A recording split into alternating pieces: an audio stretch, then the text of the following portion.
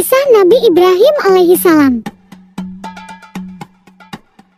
Ketika penduduk kerajaan Babilonia mempunyai kepercayaan menyembah berhala, lahirlah seorang utusan Allah yang bernama Ibrahim. Beliau adalah putra dari Azar yang merupakan keturunan dari Nabi Nuh alaihissalam. Ayah Nabi Ibrahim adalah seorang pemahat patung yang cukup terkenal. Saat masih kecil, Nabi Ibrahim membantu menjual patung-patung buatan ayahnya. Karena sering berkeliling menjual patung, Nabi Ibrahim pun bertanya-tanya, "Wahai ayahku, apakah engkau percaya bahwa semua patung yang dibuat ini adalah Tuhan yang pantas?" Namun ayah Nabi Ibrahim tidak mau menjawab dan tetap terus membuat berhala. Kejadian ini terdapat dalam surat Al-An'am ayat 74. Kerajaan Babilonia pada saat itu dipimpin seorang raja yang bernama Namrud bin Kan'an.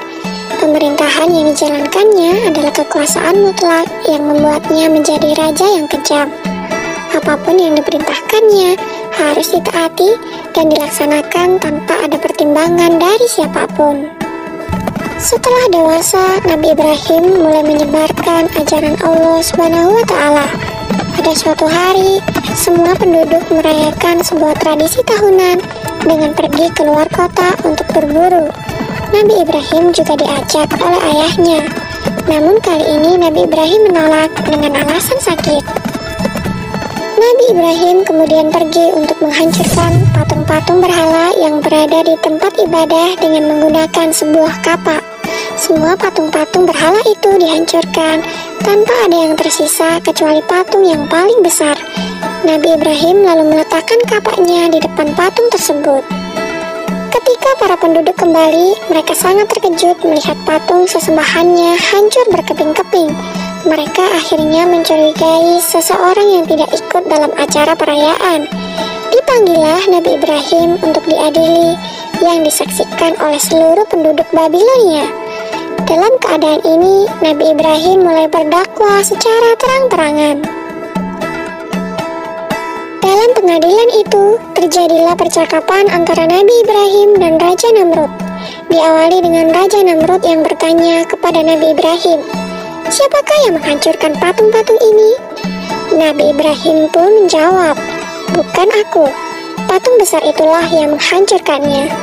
Raja Namrud dengan geram kembali berkata, "Mana mungkin patung itu bisa bergerak dan memegang sebuah kapak, sedangkan untuk berbicara saja dia tidak mampu."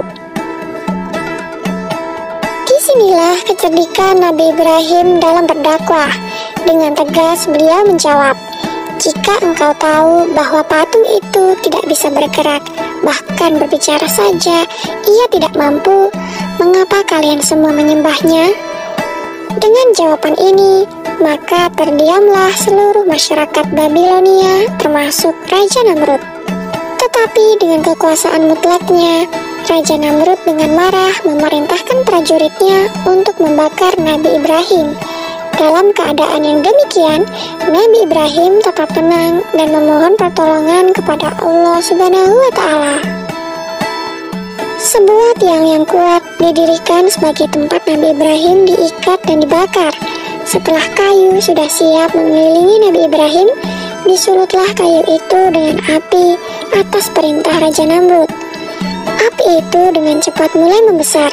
Masyarakat Babilonia pun mulai bersukaria melihat Nabi Ibrahim dilahap api. Namun alangkah terkejutnya para penduduk karena Nabi Ibrahim tidak terbakar. Beliau masih utuh sempurna tanpa adanya luka sedikit pun. Ternyata doa Nabi Ibrahim dikabulkan oleh Allah Subhanahu wa Ta'ala. Permohonan agar diselamatkan dari api yang besar dan menyala ada dalam Al-Quran Surat Al-Anbiya ayat 69.